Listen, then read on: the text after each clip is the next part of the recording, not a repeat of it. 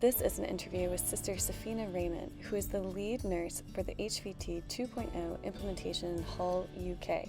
She is joined by Robin Mason, Vapotherm's European Clinical Education Manager, and Martin Segerud, Senior Manager of International Marketing. Good morning, Safeena. Hi. A little bit more about your background and where you are. So you are in the city of Hull. That's true, right? Yep. And what's your background? What's your role in? So I've been nursing for 20 years now in acute pediatric care. I've been at Hull Royal itself for 17 years.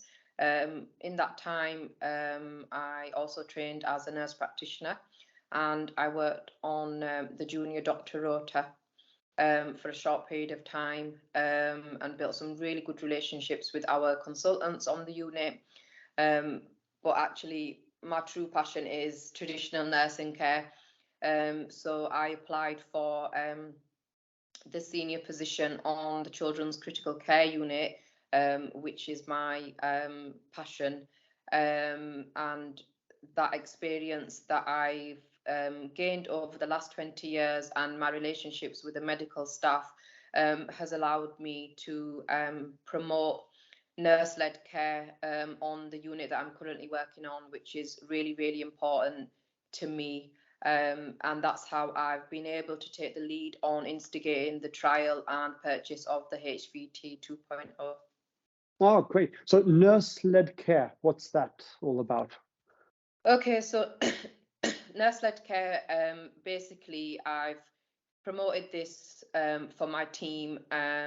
So through teaching and training, I've been able to give my team the skills and the knowledge to be able to make decisions that we feel as nursing staff benefit our children and families that we take care of.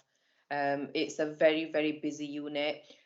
We work across the floor, so there's a pediatric ward, there's a pediatric assessment unit, and then there's the children's critical care. So our doctors work across the floor also. So if it's busier on the ward, it will reduce our medical cover. And in order for our patients not for us not to be able to give the right level of care at the right time, it's important for us as nurses to feel confident and to make some autonomous decisions in terms of the care that we want to deliver. All right, so a lot of the decisions in treating your patients is basically up to you and your team then, basically. Yeah, we're the constant there for 12 hours. All right. So we see the small changes, we see the big changes, and we know what works in terms of the treatment that we're trying to deliver. So I think we're in a very good position, best place to make nurse-led decisions. And this pediatric high dependency ward or high dependency unit, can you just tell me more about where this fits in? Where did your patients come in from, and what's the goal of your unit? Where should they end up afterwards? Okay, so we take right from weeks old, and we can take ex-prem babies up to the age of 16. We are in the UK recognised as a level 2 centre, so we are commissioned by NHS England for 4 critical care beds. The difference between us and, say, a PICU is that we don't have the staff to facilitate intubated patients, basically. So other than that, we will deliver critical care. So, for example, we will nurse babies on high velocity therapy. We will nurse children that need invasive treatment. We will take children that need blood transfusions, children that have had seizures, for example, and they're having lots of benzodiazepines. We take a wide variety. We'll take patients that step down from an ICU, so the ex-prem babies that are still needing non-invasive ventilation. We take patients from A&E. We take patients from the ward that have deteriorated and need a further level of care or higher observation. And we also take acutely unwell children from the pediatric assessment unit. So, for example, a diabetic that's in ketoacidosis, we take those types of patients. So anything that comes under the umbrella of critical care, we take all of that apart from intubate patients. All right, great. So I know with your vast experience, you were also leading the introduction of HVT 2.0, and I know that you've been working for a long time now in general with high velocity therapy. For how long time have you been acquainted with the high velocity therapy from Vapotherm? So the machines that we have on the unit, we've had for 8 to 10 years. The current ones that we have, we obviously just purchased the high velocity machines just now, the new ones. But the previously, we like I say, we've been working for about 10 years, more or less since the beginning of high flow becoming a big thing. So moving on, you are saying you're using Vapotherm high velocity therapy. Can you tell me a little bit about the type of clinical presentations that you would support with high velocity therapy? So what type of patients do you see coming in that you're using Vapotherm as the go-to for? Yeah, of course. So a big part of the types of patients that we look after present with respiratory illness. So that is a big chunk of our work, and that's throughout the year. It's not just in winter, it's all year round. So the types of patients that we will push the Vapotherm for, it can be your little ex-prem babies that have come in with viruses, bronchiolitis babies that are in respiratory distress, hypercapnic babies that potentially would be looking at CPAP, but actually you want to try less invasive intervention.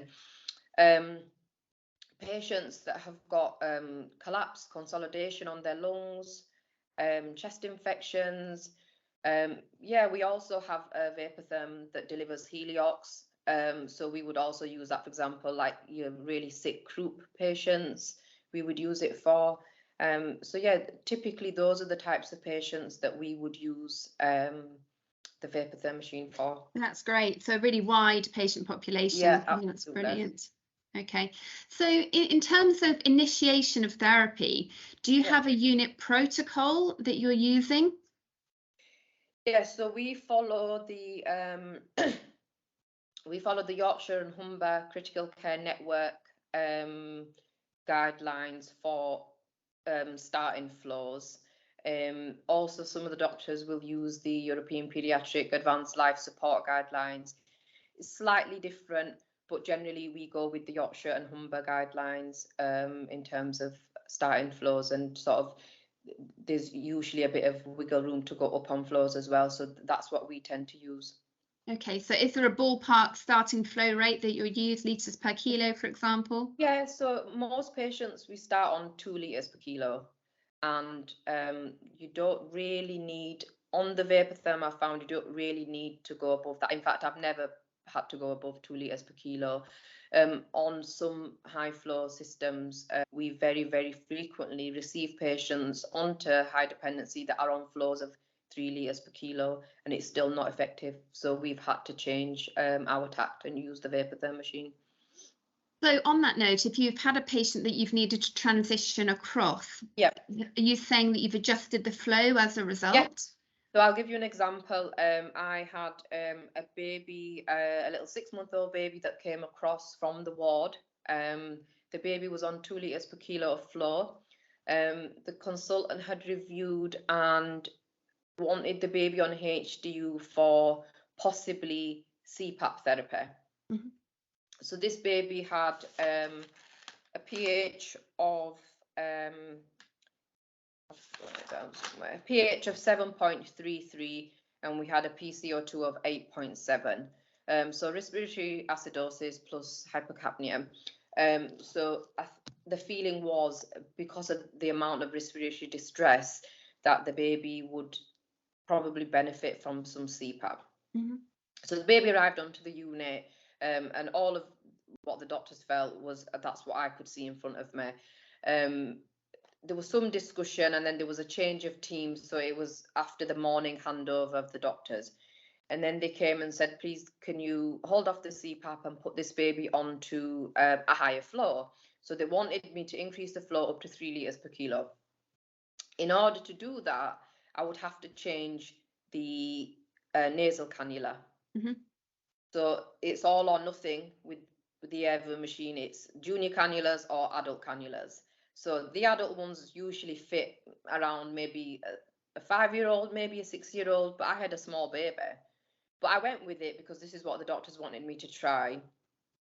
So we changed the nasal cannula and we adjusted the flow on the machine. And it was just, the next 20 minutes was just a nightmare. It was just constantly alarming, saying it couldn't reach the target flow. And the baby was absolutely not comfortable with these huge nasal cannulas that kept popping out of the nostrils. So we persevered. The baby was just getting more and more distressed. We weren't winning. So I made the decision to stop the Evo and bring in the Vapotherm. And by doing that, we had a much more comfortable fit on the nasal cannula, but equally, I was able to bring that huge flow down and reduce the oxygen ever so slightly as well. And that baby was a lot happier. That distress of crying because we're messing, it just disappeared. So that's really interesting. So when you're talking about the nasal cannula, yeah, do they just fit more easily? What specifically do you find helpful?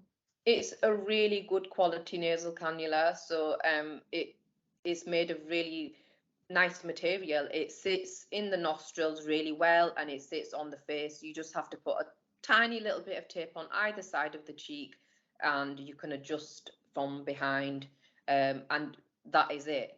In comparison to some of the other nasal cannulas we use where the company are providing extra stickers and things, there's a reason for doing that. We have little tapes that they have to sit here and then the nasal cannulas velcro on top and the baby's secretions are coming out and it loosens everything off and you're changing the wiggle pads and you're changing the cannulas and you're putting tape over and it's just a mess. Whereas the Vapotherm, you put your tape on, you sit in the nostrils and off you go. You don't have to touch it again, and you can easily wipe around as well if you need to give cares and things. It's just simple and straightforward. Okay, so you think there's a safety implication there as well in terms of the leaving the nasal cannula in place? I mean, it can be. It's just most of our babies have parents with, so generally we are alerted to that. But some babies are on their own, and if they wriggle and we've lost the nasal cannula out of the nostrils, that's going to affect the flow. And if you're busy with another patient and you don't get to that patient for a little while, it means that baby's been missing out on treatment. Okay, no, that makes sense. That's perfect. And you were talking about this particular baby with a pH of 7.33, yep. CO2 of 8. Yep. Is there a particular, level of CO2 that you think, yes, we'll try high velocity therapy with? Do you feel quite confident in treating these patients with a higher CO2? Yeah, I mean, we've used Vapotherm for a long time, and we're very, very confident as nursing staff that we don't actually need to use the CPAP to have that CO2 clearance, that CO2 washout. We know that the Vapotherm is effective enough in doing that.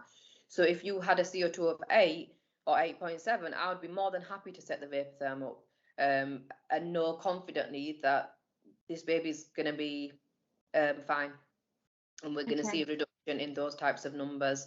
Yeah. Right. Okay. And in relation to your practice and how frequently you use CPAP, I believe you audit that in the hospital. Have you seen a change in use of CPAP since you've been using Vapotherm high velocity? Yeah, massively. I mean, we very rarely use CPAP now because of how, although it's classed as non-invasive, it's quite an invasive intervention with the bonnet and the prongs and everything and all the headgear, and it can be quite alarming for the parents as well if they haven't seen it. So we try to avoid it.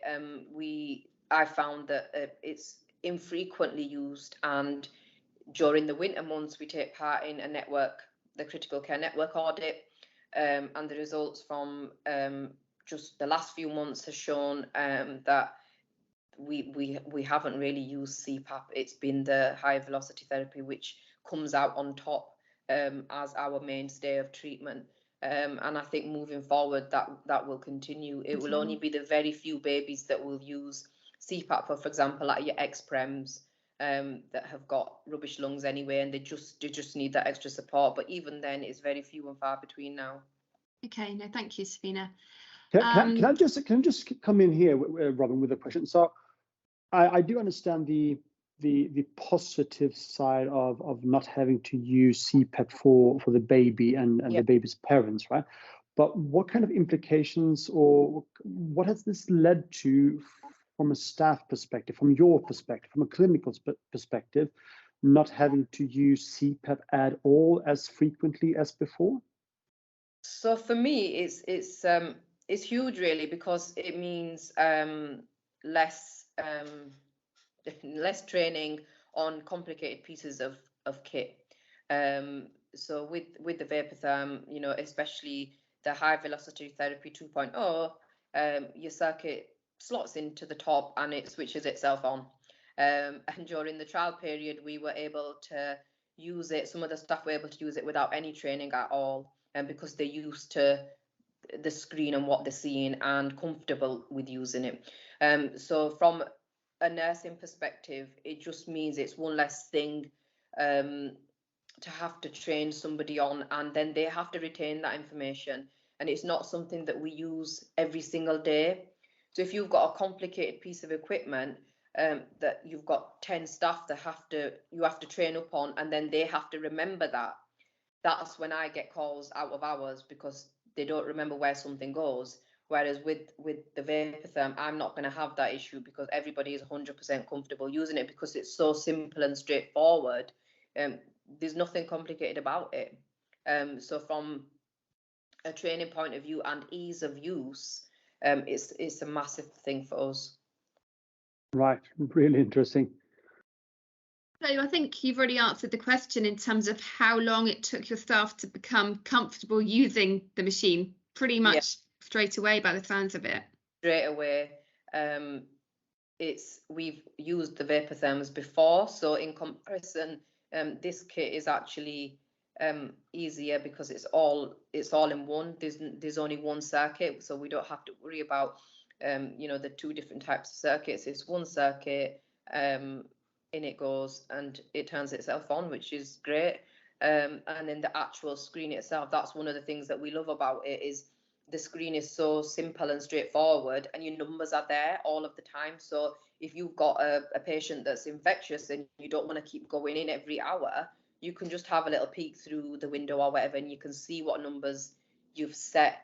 And if you need to make any changes, you can do that. And so those numbers are available to you all the time. So there's massive benefits of having a screen like this where your numbers are displayed all the time, and that's one of the features we really like. Okay, thank you.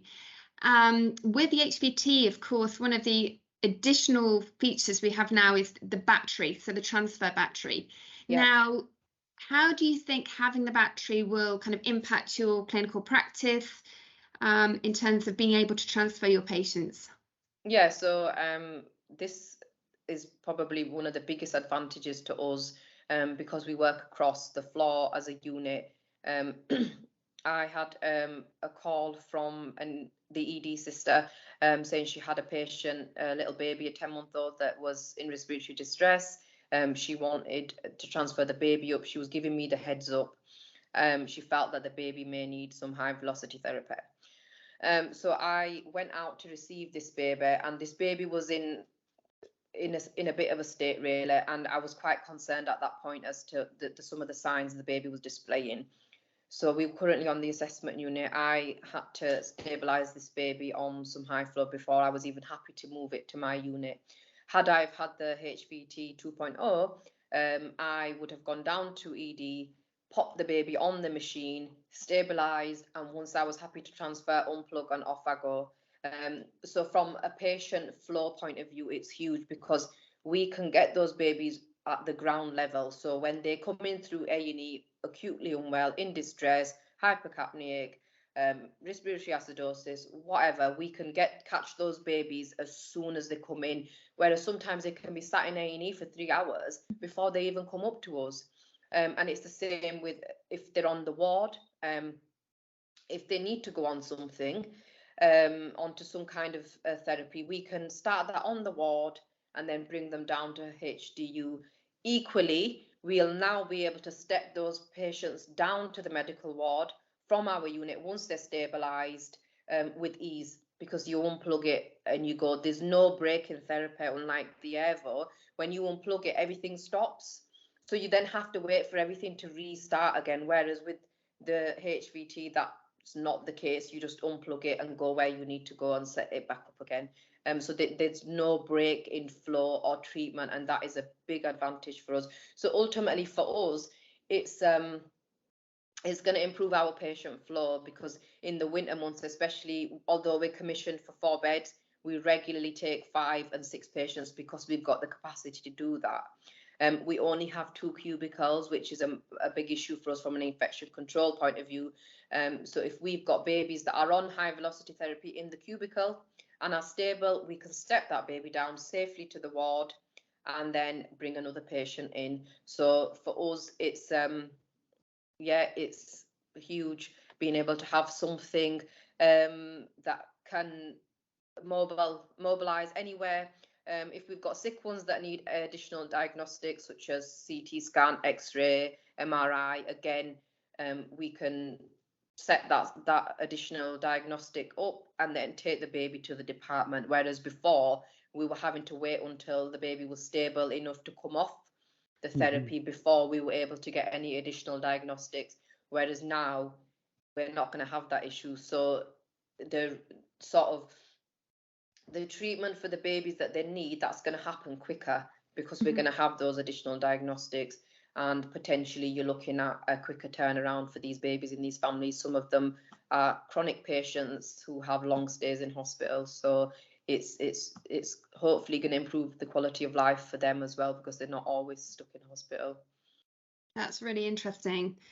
Now, being mindful of time, one further question from me from a clinical point of view: have you had any direct either patient or parent feedback about the Vapotherm HVT at all? Yeah, so I have a young lady, she's 12 years old, she's got a chronic chest.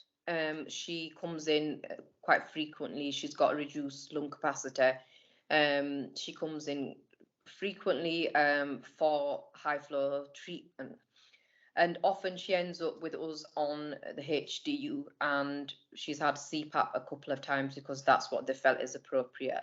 One particular stay, I got chatting to the mum, and we were just talking about like I've just said, the quality of life and all these frequent hospital admissions. So I told her about the HVT and how she felt about trying a different machine as opposed to the one she's always used to. And the mum's really protective, and you can't get anything past this mum. So I was a bit nervous about having that discussion, but I could see what an effect this was having on their life as a family. They were separated frequently, and on average her stays were 7 days each time. So I had the conversation with mum, and she trusts me. So she said, yeah, okay, we'll go for it, we'll try it. So the next time she came to me, right from the beginning, we set up the HVT, and it was very successful in the fact that we were able to bring the flow down, which was more comfortable for her. Oxygenation, that's hit and miss, that varies, but the fact that we was able to bring the flow down, make her comfortable, and also when I look back in the notes, we was able to reduce that stay from 7 days to 5 days. So for me, being able to turn the care around for that patient quicker is massive, because it means they can be together as a family again sooner, and they're not in hospital all the time. So now, if I'm not around, the mum always asks for Vapotherm on HDU, please. And I've instilled that in her, because we know that it works for that family, and I will absolutely push that all of the way. So yeah, she's definitely one I can think of. Oh, great story. Thanks, brilliant story. Brilliant story. So we know that we have more hospitals around the world lining up now for trial HVT 2.0 and having interest in the machine and so on. What kind of advices would you give them? What is it that you would like them to have a special pay a special attention to when trialing HVT, or what they could possibly see as advantages, like general advantages of the device and the therapy form? It's all of what I've just said, really, but ultimately I would say that considering the mainstay of treatment for hypercapnic babies was CPAP, having high velocity therapy is a complete game changer, because you are going to be able to deliver effective treatment to your children, to your babies, and at smaller flows. So you've got to think of the baby's comfort levels as well, and hopefully reduce the length of stay. And in addition, not only is it movable throughout the hospital, it means that if your baby needs any extra tests or diagnosis, you can do that within that time frame, so you're not prolonging the hospital admission stay. So for me, the advantages are, one, you're not having to use CPAP as much. You can make extra diagnoses. You can reduce the flow. That's proven with the patients that I've talked about today. And also, ultimately, in the chronic patients, you potentially could reduce the length of stay for those families as well. And it works. We know it works. We're massive fans in Hull of the HVT, and we'll be looking to kit our entire unit out, hopefully. Marvelous. Thank you so much, Safeena, for your time today. And I wish you the best of luck now when you receive your shiny new HVTs to your high dependency unit. Great. It was an absolute pleasure talking to you. Thank you for having Thank me. you. Thanks, Safeena. And let's see where we are. Yeah. Have a good one. Take care. Take care. Bye-bye. Bye. Bye.